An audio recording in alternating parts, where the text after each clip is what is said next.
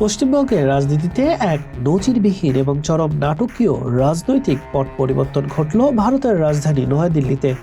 রাজ্যে সদ্য ক্ষমতা হারানো তৃণমূল কংগ্রেসে এবার খোদ সংসদীয় দলেই দেখা দিল বিরাট ভাঙন।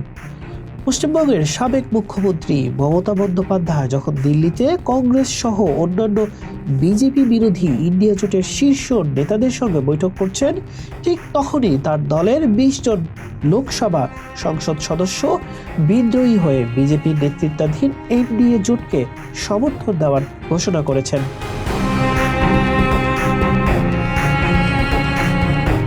পশ্চিমবঙ্গের মুখ্যমন্ত্রী শুভেন্দু অধিকারীর আহ্বানে দিল্লিতে বিশেষ এক বৈঠক আয়োজন করা হয়।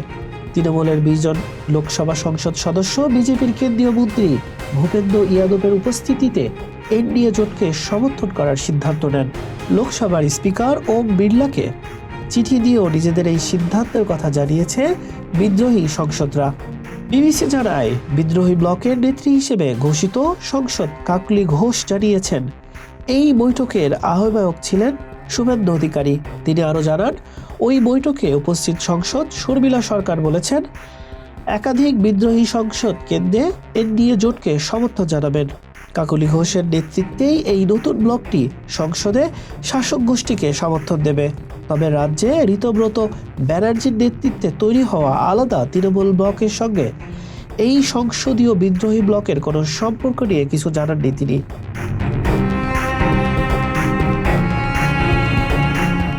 লোকসভায় সংসদের বিদ্রোহ ছাড়াও একই দিনে তৃণমূলের জন্য আরেকটি বড় ধাক্কা হয়ে এসেছে রাজ্যসভার প্রবীণ সংসদ সদস্য সুখেন্দু শেখর রায়ের পদত্যাগ।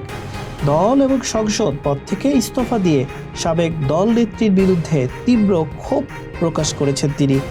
তার দাবি, তৃণমূল কংগ্রেস এখন সম্পূর্ণভাবে মানুষের থেকে বিচ্ছিন্ন। রাজনৈতিক মহলের মতে একদিকে রাজ্যে ক্ষমতাচ্যুত আর অন্যদিকে দেশের রাজনীতিতে খোদ সংসদীয় দলে এই নজিরবিহীন ঐতিহাসিক ভাঙন।